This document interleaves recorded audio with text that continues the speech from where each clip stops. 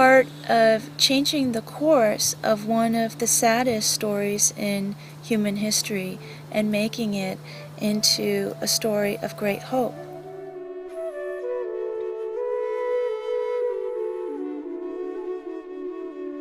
The teachings of the Buddha give us hope that we can overcome suffering and awaken to a new kind of knowledge, a knowledge based on contentment, joy, and peace. Since the 8th century, the people of Tibet have been cultivating this inner knowledge, focusing on the development of compassion and spiritual insight rather than material concerns. Through intensive training and enormous personal effort, many great Tibetan masters came to embody the Buddha's teachings and passed on their realization to successive generations of practitioners. Tibet itself became a repository of Buddhist sacred literature from throughout Asia.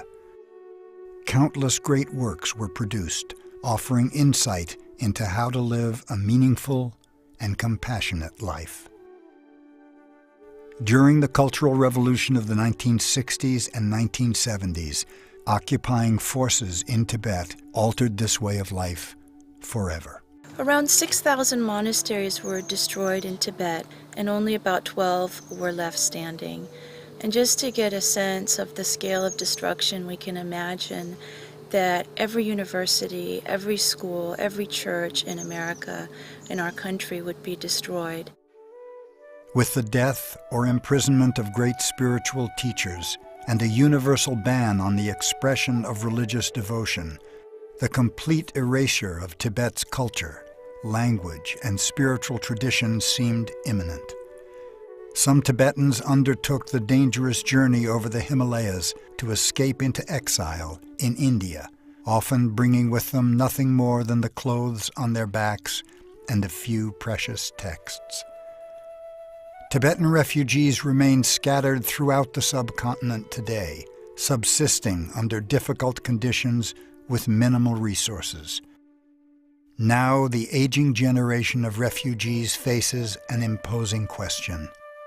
Is Tibet, the way it used to be, forgotten?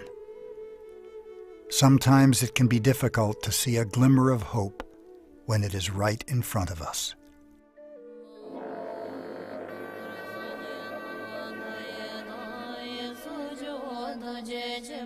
For the last 19 years, thousands of Tibetans have come together every January to offer prayers for the peace and well-being of all humanity.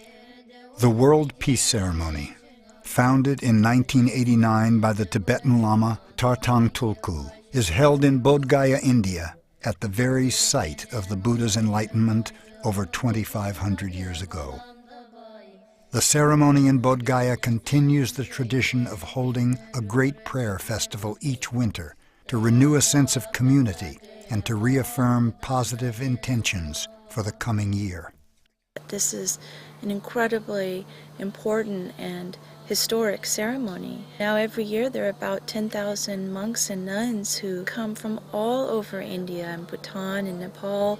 You know, some of them walk for an entire month just to attend the ceremony. For years, Bodh Gaya was floundering in relative obscurity, but now with the ceremony we have helped to rejuvenate Bodh Gaya as the vital place of pilgrimage that it really should be. The celebration has taken on additional meaning. It provides the setting for a unique project devoted to the revitalization of Tibet's spiritual heritage. Every year at this ceremony, volunteers from the Tibetan Aid Project and its sister organizations give away hundreds of thousands of traditional Tibetan texts to help replace those that have been lost or destroyed over the last 6 decades.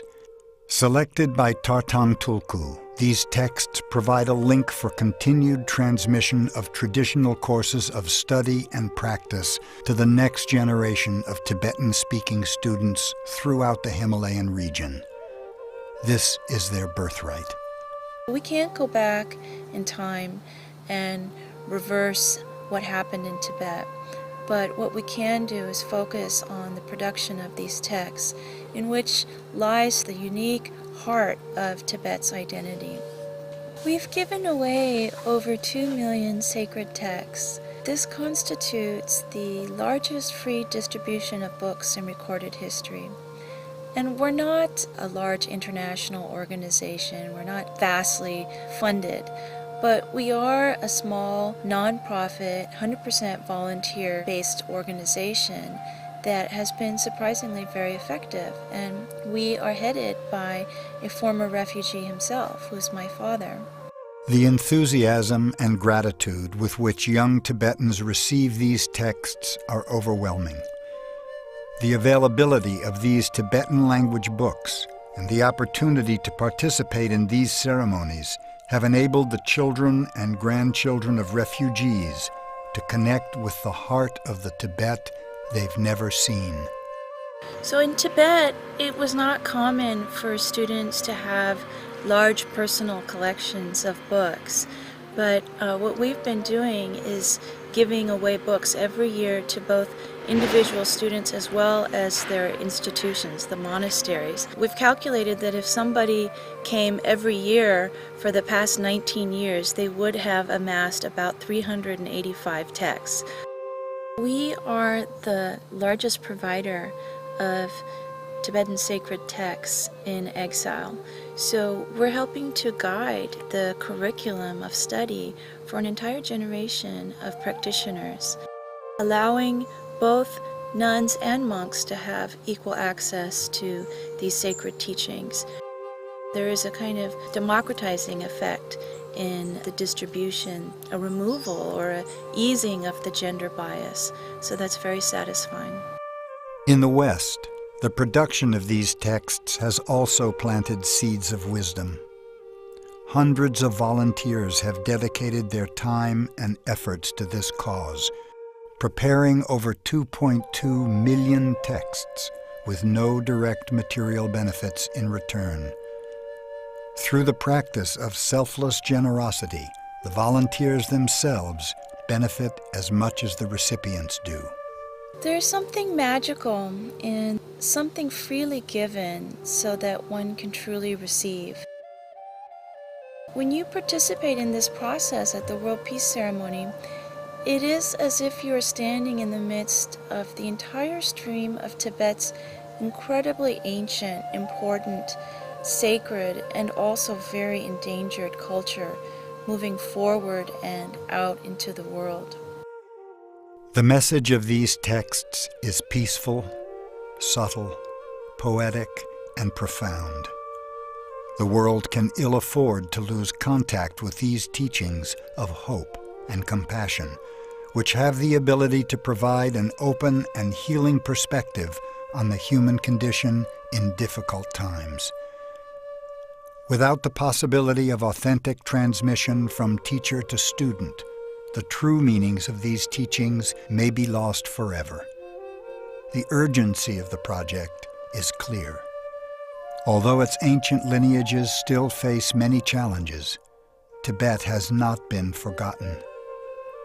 Its spirit still dwells in the pure and eager minds of the young, in the quiet murmurs of monks and nuns, in the working hands of volunteers, and in the compassionate hearts of donors and allies alike.